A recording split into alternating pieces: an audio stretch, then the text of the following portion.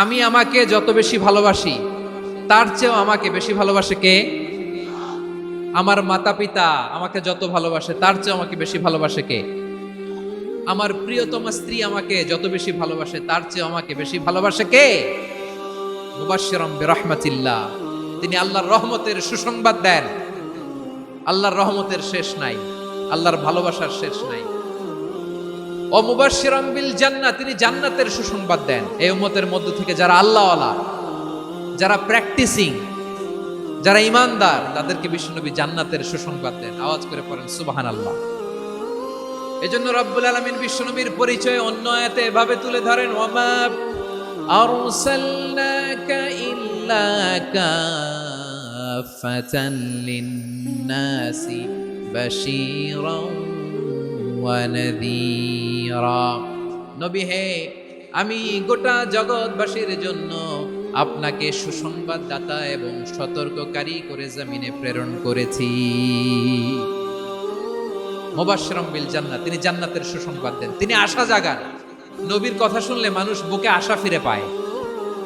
আমার নবী কাউকে হতাশ করেন না। হতাশা বিশ্বনবী ডিকশনারিতে নাই। তিনি মানুষকে আশাবাদী করে তোলেন। বিশ্বনবীর কথা শুনলে মানুষের হৃদয় নরম হয়, তারা আশা ফিরে পায়। বিশ্বনবীর মুখ নিঃসৃত পবিত্র প্রতিটি কথাই আশা জাগানিয়া। সুবহানাল্লাহ পড়েন। আপনি প্রিয় নবীর মুখ নিঃসৃত বাণীগুলো পড়েন, কথামালাগুলো শোনেন, দেখবেন আশা পাবেন, বুকে আশা পাবেন, ভালোবাসা পাবেন। কারণ তিনি এমন সত্তা, এমন পার্সোনালিটি, তার কথা শুনলে হৃদয় নরম হয়ে যায়। মনে হয় হৃদয় খুলে তারে দিয়ে দেই, সব কথা যেন তারে বলা যায়। আওয়াজ করে বলেন ঠিক কিনা? সে কোন বন্ধু বলো বেশি বিশ্বস্ত,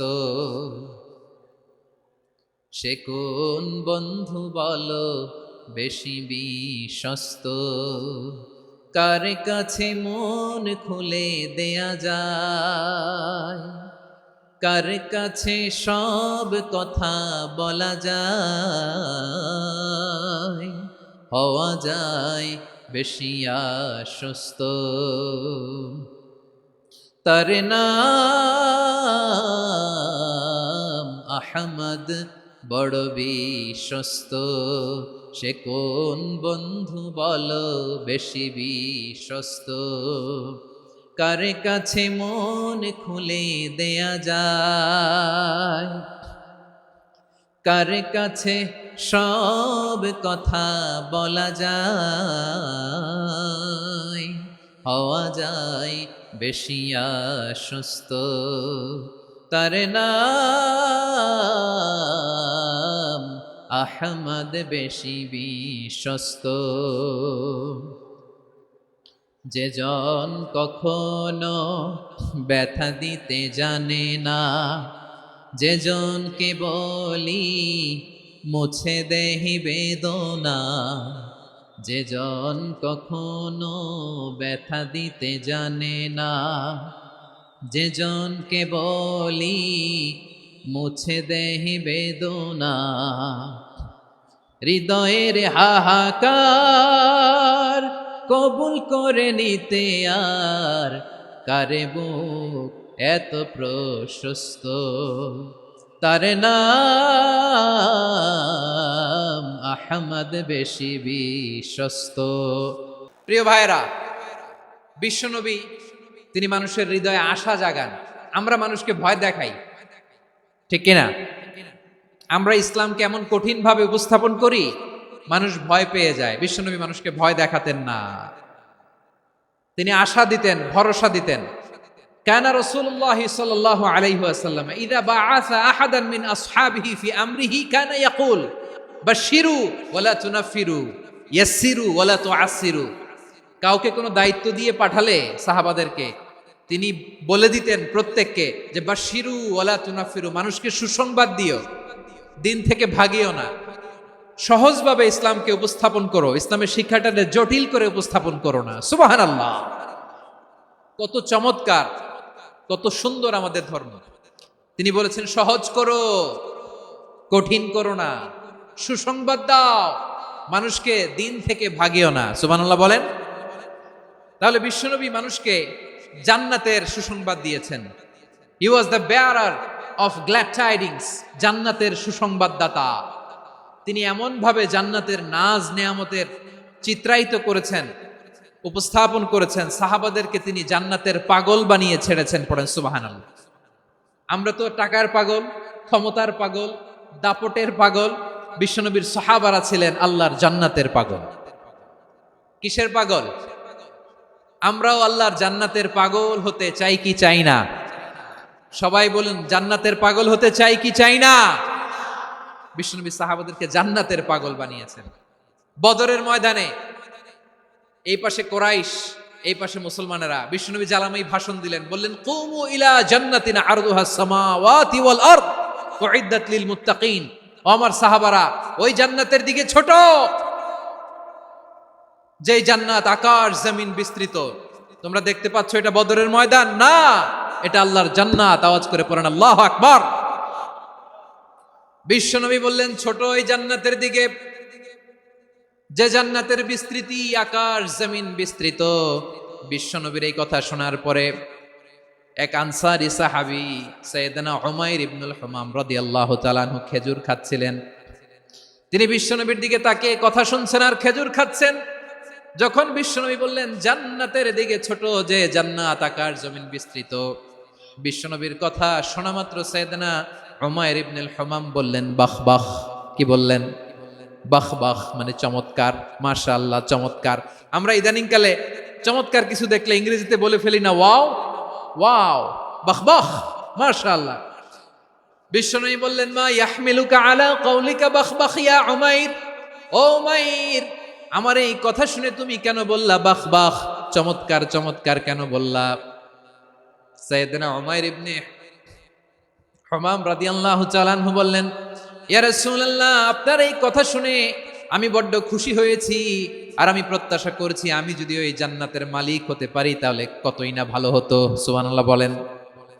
বিশ্বনবী বললেন, ছোট এই জান্নাতের দিকে, যে জান্নাত আকাশ জমিন বিস্তৃত।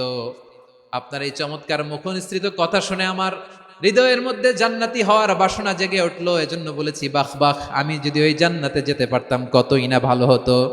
উমাইরের কথা শুনে বিশ্বনবী বললেন, ঠিক আছে উমাইর, জান্নাতে ঢোকার জন্য, এই জান্নাতের অধিবাসী হওয়ার জন্য যেহেতু তোমার এত আকাঙ্ক্ষা, আমি বলে দিলাম আনতা মিন আহলিহা, তুমি আল্লাহর ওই জান্নাতের অধিবাসী হবা।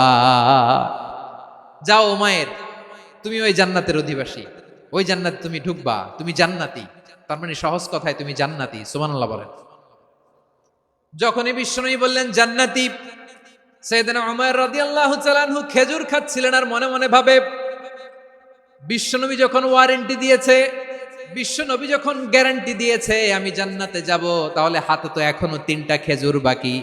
এই 3টা খেজুর যদি খাই তাহলে জান্নাতে ঢুকতে দেরি হয়ে যাবে।